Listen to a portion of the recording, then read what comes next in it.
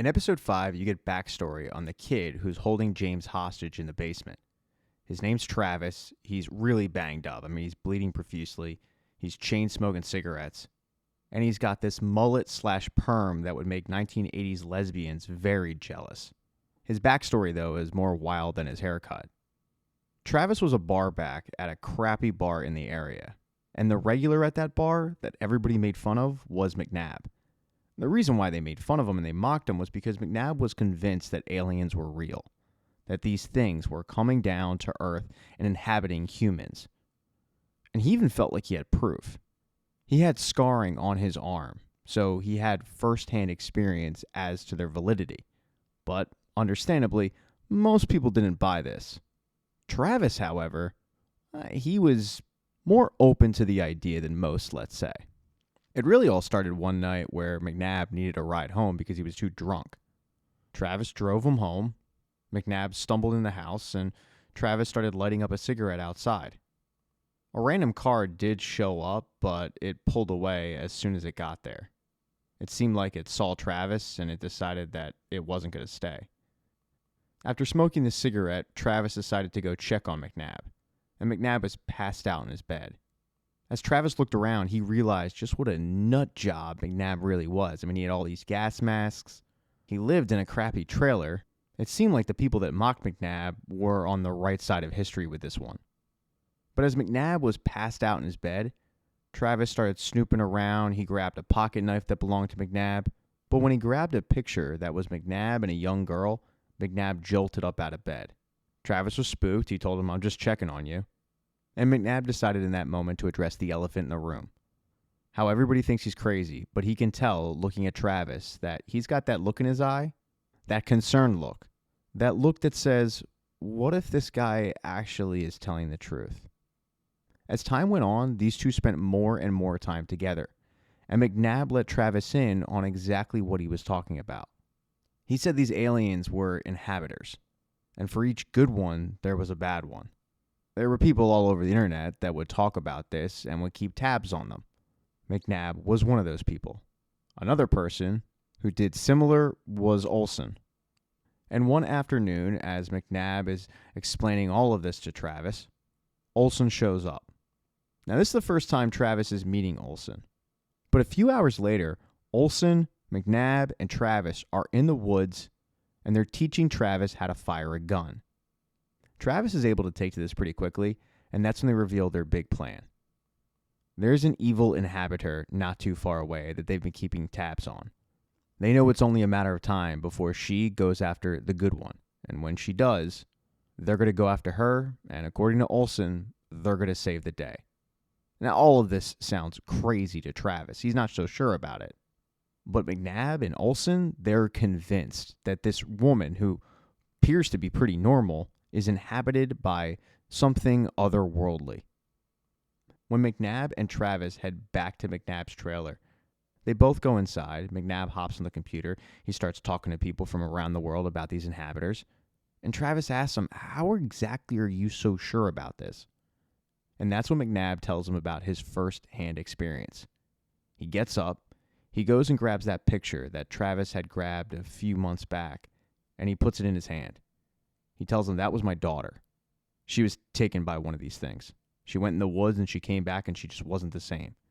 And then randomly there was a knock at the door from an EMT, and they said they could help and they seemed legit, but they weren't.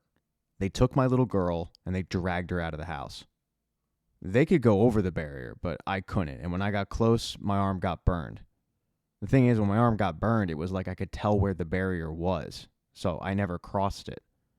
And then, after a little bit, the barrier was just gone. This hunter, this evil inhibitor, was able to get whatever was in my daughter out of her. And then they just disposed of the body in the woods. So that's how McNabb knows this is all legit. And that is enough for Travis to be convinced that all of this is legit. He's telling the truth. So when they get word that the evil inhabitor is in the area, they're going to go after her the next day. They have to wait, though, for the inhabitor to lead them to the good one. McNabb, Travis, and Olson just park their car and wait for the evil inhibitor to show up. They're on kind of a desolate road. Not many cars are going by, so when they hear a car, they perk up. Travis gets excited thinking that this is the one that they've been waiting for. But both McNabb and Olsen get frustrated and say, no, it's not. It's Hayden. And that's when Travis realizes he recognizes this car. It was the same car that showed up at McNabb's place the first night that Travis drove him home. McNabb and Olsen go on to explain that Hayden was in their little crew, but he turned out to be absolutely nuts. Travis actually took his spot. And in that moment, they're worried about Hayden spooking the evil inhabitor, but he ends up taking off. And a little while later, the woman they're actually waiting for shows up. She does something super weird, though. She stops her vehicle and she lets out a dog, which McNabb thinks has been trained to kill. That doesn't deter them, though. They follow the car to a house. The evil inhabitor that they've been waiting for is a security guard, and she's armed up. She gets out of her vehicle, she starts handing guns off to these guys, and that's when they see Carmen Navarro. They can tell just by her mannerisms that she's being inhibited, and she's the one that the evil inhabitor has come after. So it's that moment where they realize they need to save Carmen. Once they see everybody go in the house, they realize that time is running out. They need to get after this immediately. So all three of them get out of the car. McNabb tells Travis, go fill up the pool, and he gives him instructions. And then Olsen and McNabb head into the house. A very freaked out Travis does what he's told. And as he's filling up this baby pool, he can hear a commotion in the house going on. When he finally gets a second to look, he sees the evil inhabitor, well, at least the woman who they're being told is the evil inhabitor, walks out and casually shoots somebody in the head. So it appears like Olsen and McNabb actually were correct about this thing. When Travis sees her do this, he immediately hides. He doesn't want to garner any suspicion from her. But he keeps an eye on her, and she walks over to a silo, opens it up, and starts pouring this metallic rainbow liquid. Travis has no idea what she's doing, and as she's doing this, McNabb comes out with Carmen Navarro. He's trying to get Carmen in the car, but Carmen takes off running into the woods. So that's what McNabb was talking about with Harbinger. Initially, McNabb goes after her, but then he sees what the evil inhabitor is doing in the silo, and he's transfixed by it. He's able to snap out of this, though, and he tells Travis, I'm sorry, but she's setting the trap. I got to get out of here. And he gets in the car and takes off. At this point, Travis is freaking out. He doesn't know what's going on. He just got ditched. He hasn't seen Olsen in a minute. And as he's trying to get in contact with him, the evil inhabitor casually walks up.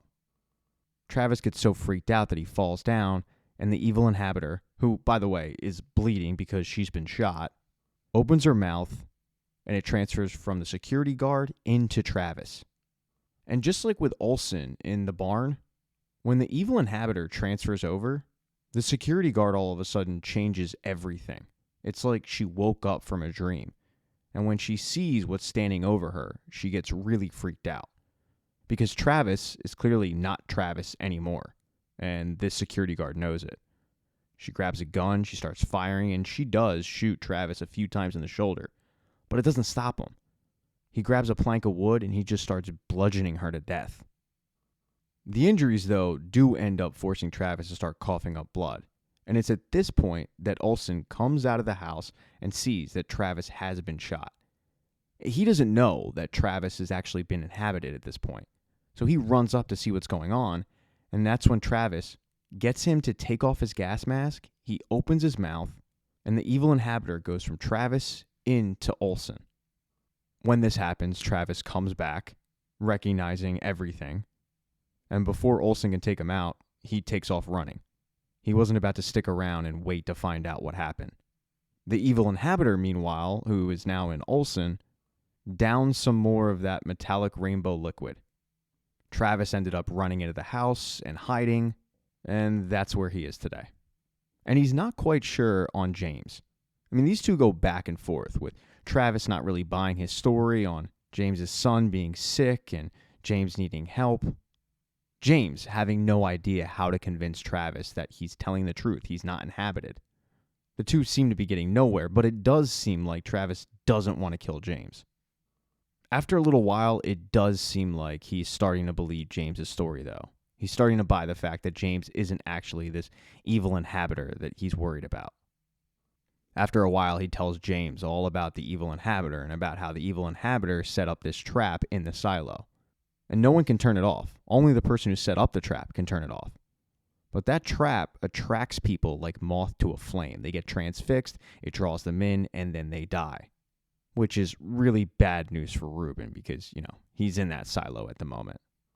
Travis, though, is just beating himself up over this because he saw the security guard, aka the evil inhabitor, go into the silo and start setting this trap up. And he knows that if he just stopped her, they would have avoided all of this. But he didn't. He thinks he was cowardice. James, though, doesn't really care. He just wants to be set free. And eventually, Travis throws him over the pocket knife that he stole from McNabb. James is able to cut the zip ties. And a few seconds after he frees himself, Travis decides to turn the shotgun on himself.